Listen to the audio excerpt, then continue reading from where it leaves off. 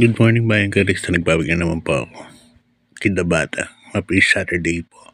Para sa atin, February 22, 2025 at meron po tayong 7 races. Mag-start po tayo ng alas 3 ng hapon. No? Puro 1400 meters po ang distansya ng karera natin.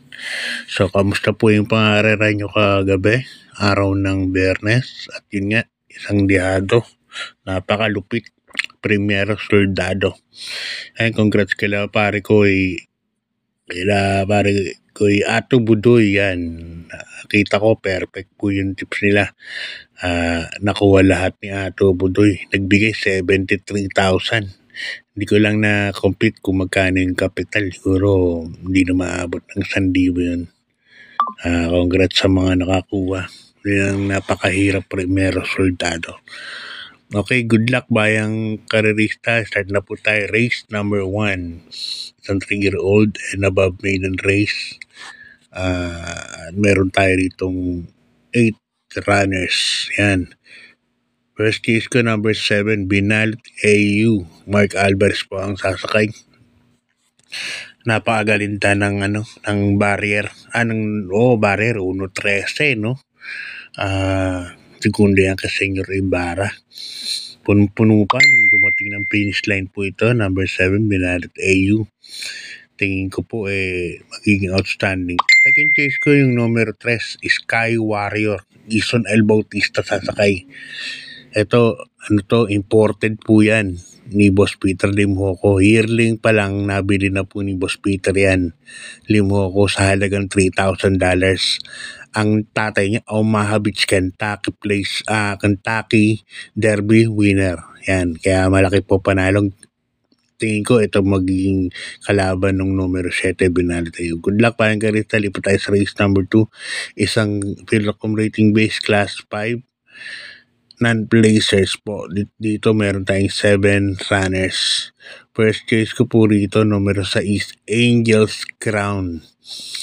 Yan, sasakay ni Jackie Jen Huko. Yan, dyan ako. Although yan nakaraan, di natin bang na kwarto lang. Pero, tingin ko malaki po ang panalo.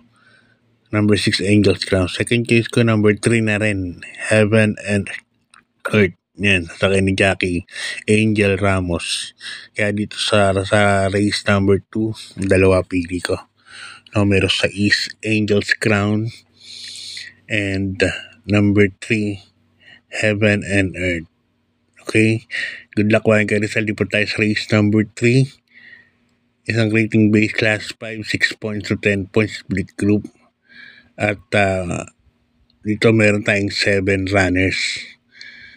First case ko rito, kabayan ni Boss Gacy de los Reyes. Number 5, Chef Cat. Nasakay ni Jackie Tanya Navarroza.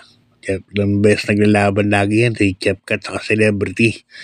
Hindi lumalag pa Celebrity dyan. Chef Cat 2 beses na yata naglaban pero laging talunan sa pwestuhan sa placing. Kunwari si Chef Cat 3, si Celebrity naman 4. Nung nakaraan naman dati nung 3 weeks ago si Chef Cat naman segundo, Celebrity 4. So tingnan natin kung mababawian ni Celebrity to. Pero first choice ko yung Chef Cat. Second choice, Celebrity. Siguro protection. Okay, good luck. Bayan Karita. Lipat tayo sa race number 4. Ang race number 4 natin sa rating base class 5. 6 points to 10 point split group. Yan, dito meron tayong 8 runners, no? Ay mga nagtitipid. Pwedeng suluhin na to. Number 8. Number 7. 7, make or break. Yan, 7, make or break. Sa kay ni Saddam Pilapil. Pwede na solo yan. Masyadong lamang ng malaki yan. Segundo kay Margo yan. Nung si Apoy ang kalaban nun. Si Apoy, si Hapon. Napakainom ng tinakbo. Napagpahinga pa. Para sa akin, number 7, make or break. Yan, medyo lamang po yan. Pwede solohin. Protection number 4, Kalangaman Island. Saka ni Jackie Claro Espari Jr. Good luck, Wayang Karista. Lipat tayo sa race number 5. Number 7 niya, ulitin ko, make or break. Race number 5, isang rating base class 4, 22 to 27 points, no? At dito meron tayong 10 runners, no? First case ko, numero 4, Dakota Elegance, Allison Pabedic. Dinigyan ako yung lineup, parang siya lang ang medyo mabilis, no? Nakaraan, Ginebra, kasabay niya, tapos yung nanalong Senyorita, mabibilis po yun. Kaya siguro hindi masyado nakaya sa Dakota Elegance. Pero this time, tingin ko, siya ang may angking tulin dito sa mga to. Kaya dito para sa akin, first case kay number 4, Dakota Elegance. Lalagay ako ng second case number 8, Charm Campaign.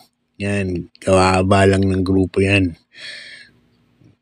Si Charm Campaign, magandang dihado.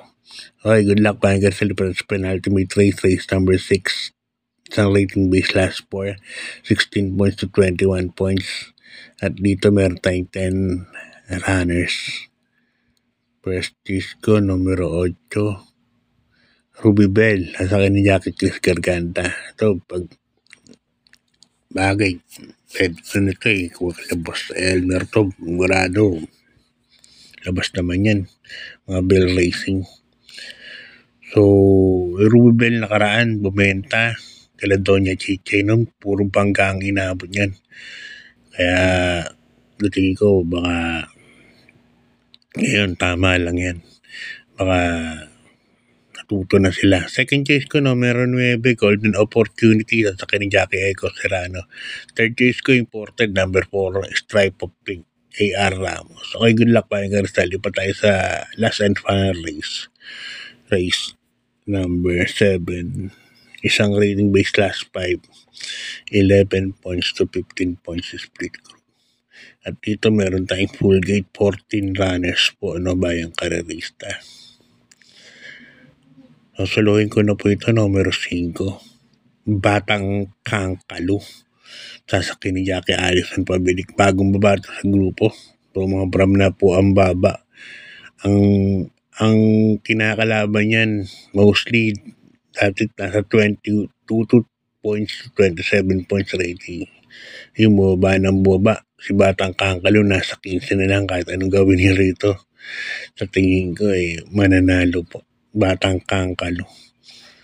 Kaya, malalamangan po yun. Naglagay lang po ako ng 14 flywheel kasi, siyempre, last race. Okay, hanggang dito lang. God bless, Bayang Kalista.